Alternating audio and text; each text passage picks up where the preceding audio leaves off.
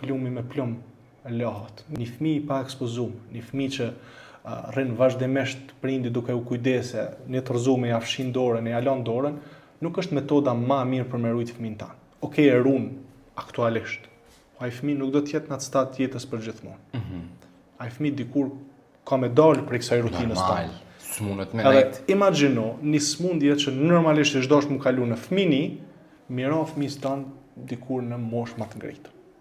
Edhe do ta ketë më vështirë menaxhimin ose kalimin e smundjes në aspektin e pasqyrës klinike, edhe do të jetë më keq psikologjikisht për to, sepse ne jemi mësuar për shembull që filan smundja kryhet kur i ke 1 vjet, e tashmun 15 vjet më ka rënë.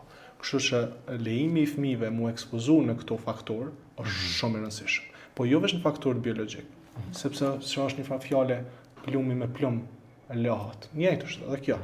Imuniteti kërkon rrezik.